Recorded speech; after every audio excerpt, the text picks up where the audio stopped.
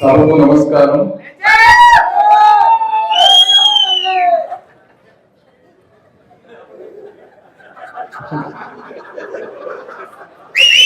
మీరు ఇలా చేస్తే నా ఫ్లో అవుతుంది. పట్టభద్రుడు పట్టం కట్టినటువంటి అనుభవం తెనాలి గడ్డపై త్యాగానికి నిదర్శనం. ఆలస్యమైన మా అందరి చేత ఓటు వేయించుకొని 6 సంవత్సరాలు అధికారం అనుభవించబోతున్న అదృష్టవంతులు ఆలపాటి రాజేంద్ర ప్రసాద్ గారు.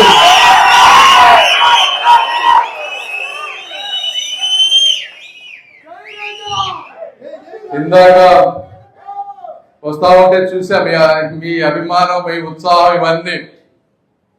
యాక్చువల్ గా ఎలక్షన్స్ ముందే నాకు తెనాలి వస్తే అందరూ వచ్చి సార్ రాజా గారికి సీట్ ఇప్పిండి సార్ అనేవాడు. పొద్దున్న నుంచి సాయంత్రం దాకా రోజు ఇదే పంచాయతీ ఉండేది నాకు.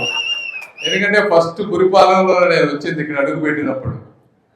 ఏంది రాజా గారు ఇంత మందిని ఎట్లా చేసుకున్నారు, ఇంత పకడ్బందీగా ఇంతమంది చెప్తున్నారని నాకు కూడా ఆశ్చర్యం వేసేది. ఏది రాజా గారు చేపిస్తున్నారా, నిజంగానే అభిమానం ఉందా ఇందులో అని. అంటే ఆ విధంగా ఉంటే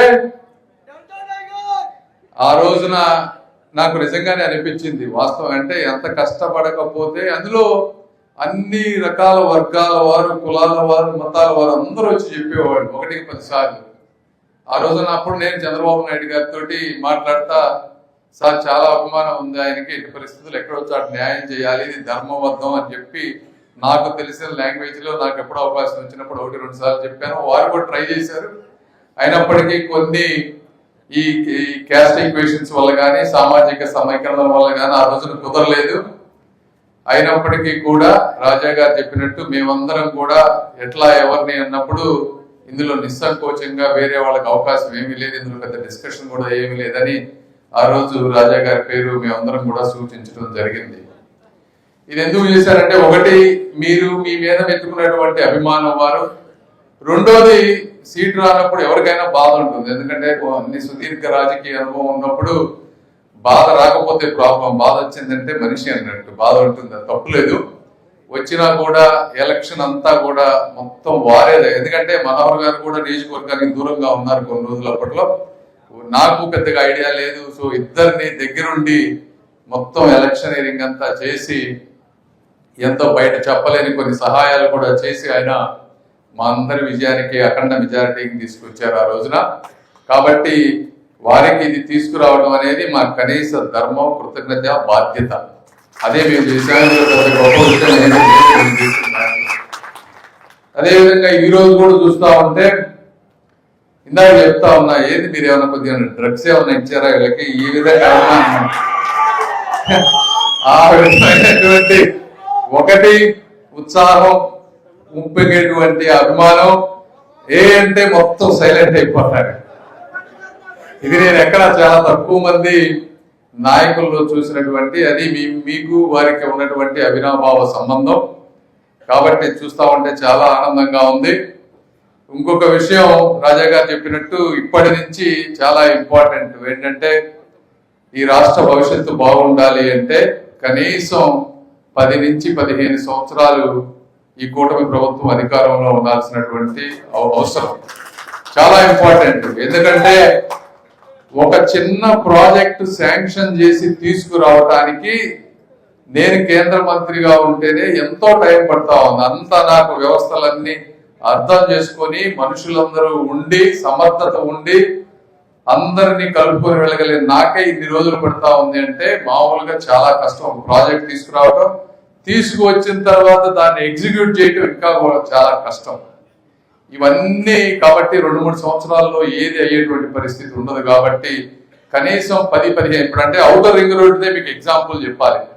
ఔటర్ రింగ్ రోడ్డు వచ్చేటప్పటికి 70 మీటర్లు అని పెట్టారు. ఫస్ట్ 70 మీటర్లు అంటే మేమేమో 70 మీటర్లు అంటే ఇప్పుడు బాగానే ఉంటుంది, కాకపోతే ఒక 25-30-40 సంవత్సరాలకు వెళ్ళేటప్పటికీ ఈ పెద్ద నగరం అయిపోతే అందరు ప్రతి ఇంటికి కారు వస్తే ఎందుకంటే ఇక్కడ వాళ్ళందరూ భూముల రేట్లు పెరుగుతాయి, అందరూ కాళ్ళు కొనుక్కునేటువంటి పరిస్థితి అన్ని ఉంటుంది. ఫ్యూచర్ లో ఇది సరిపోదని దాన్ని 140 మీటర్లు పెట్టమని అడిగాం. 70 మీటర్లతో అంత ప్రాజెక్ట్ స్టేజ్కి వచ్చిన తర్వాత మళ్ళీ మన చంద్రబాబు గారు వచ్చిన తర్వాత మళ్ళీ దాన్ని 140 మీటర్స్ అంటే మళ్ళీ మొత్తం రీడిజైన్లు చేయించాలి, కేబినెట్ కి వెళ్ళాలి, మోదీ గారు అప్రూవ్ చేయాలి. దీనికి మళ్ళీ 4,000 కోట్లు ఎక్స్ట్రా ఖర్చు అవుతుంది. వారు భరిస్తారా, మనం భరిస్తామా, ఏ విధంగా భరిస్తాం, ఇవన్నీ చేయటం ఒక ఎత్తు. ఏది తీసుకురావాలి, ఏదో ఒకటి హడావుడిగా చేయాలంటే ప్రతి ఒక్కళ్ళు చేసేయగలుగుతారు. కానీ ఒక విజన్ తోటి ఈ ఆంధ్ర రాష్ట్రం అద్భుతంగా ఉండాలి, ఒక 40 ఏళ్ళు 50 ఏళ్ళు చరిత్రలో గుర్తు ఉండే విధంగా ఉండాలి అంటే అన్ని పకడ్బందీగా ప్లాన్ తో చేయాల్సినటువంటి అవసరం. ఇవన్నీ చేసి డబ్బులు తీసుకొచ్చి ల్యాండ్ ఎక్విజిషన్ లో మీకు తెలిసి ఎంత ప్రాబ్లమ్స్ ఉంటాయో, మళ్ళీ అందులో కొంతమంది ల్యాండ్ ఇవ్వనంటారు. ఇవన్నీ అడ్జస్ట్ చేసుకొని రోడ్లు వేసి ఇవన్నీ చేయాలంటే చాలా టైం పడుతుంది. కాబట్టి 10-15 సంవత్సరాలు ఈ కూటమి ఏదైనా క్యాపిటల్ కట్టాలన్నా అన్నిటిలోనూ అదే పరిస్థితి.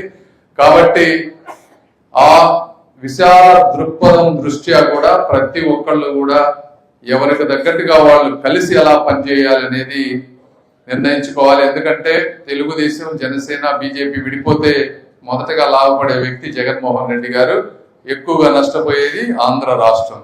కాబట్టి వారు చెప్పింది ఇది చాలా ఇంపార్టెంట్. మనం ఎక్కడ కూడా ఈ రోజు మీరు వాస్తవంగా చంద్రబాబు నాయుడు గారి దగ్గర నుంచి కొన్ని నేర్చుకోవాలి. మనం కూడా అందరం మనకి అధికారం అంటే ఆంధ్ర రాష్ట్రంలో ఉన్నటువంటి ఎంపీలపై ఆధారపడి ఈరోజు కేంద్ర ప్రభుత్వం నడుస్తూ ఉంది.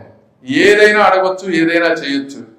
అయినప్పటికీ కూడా చంద్రబాబు నాయుడు గారు తగ్గి జాగ్రత్తగా మేము కానీ అందరం కూడా ఒక మంచి అవినాభావ సంబంధం ఈరోజు బీజేపీ వారితోటి పెంచుకొని ఎక్కడికక్కడ ప్రాజెక్ట్స్ తీసుకొచ్చేటువంటి పరిస్థితి. ఇప్పుడు మీరు కూడా చూస్తే నేను కూడా చాలా తీసుకురాగలిగాను. ఒక 9 నెలల్లో అన్నీ తీసుకురాగలిగామంటే మామూలుగా అయితే చాలా కష్టం. మీరు చూసుకుంటారు గత 20-30 సంవత్సరాల్లో ఎన్ని బ్రిడ్జిలు వచ్చినాయి, ఎన్ని వచ్చినాయి అనేది. ఇవన్నీ చేయగలుగుతున్నాం అంటే బీజేపీ వారి సపోర్ట్ ఉంది. చంద్రబాబు నాయుడు గారు మేము అక్కడ ఏ విధంగా అయితే అందరితో కలిసి పని చేసుకుంటున్నామో మీరు కూడా కంపల్సరీగా ఆ విధంగా కలిసి పని చేయాలి అని చెప్పి మీ అందరికీ మనస్ఫూర్తిగా కోరుకుంటూ మరొకసారి రాజా గారికి వచ్చినటువంటి అవకాశాన్ని వారు సద్వినియోగం చేసుకుంటారని ఆశిస్తూ మా బాధ్యత అయిపోయింది, మీరు మాకు చేసిన దానికి మేము మా బాధ్యత అయిపోయిందని తెలుపుకుంటూ మా తెనాలి ప్రజలందరికీ కూడా మనస్ఫూర్తిగా కృతజ్ఞతలు తెలుపుకుంటూ సెలవు తీసుకుంటారు. Thank you. చూసారు కదండి. మరి ఈ వీడియో కనుక మీకు నచ్చినట్లయితే ఒక లైక్ కొట్టేసి మీ అభిప్రాయాన్ని కూడా కామెంట్ బాక్స్లో తెలియజేస్తూ ఇలాంటి ఇంట్రెస్టింగ్ అప్డేట్స్ కోసం మా ఛానల్ని సబ్స్క్రైబ్ చేసుకోండి.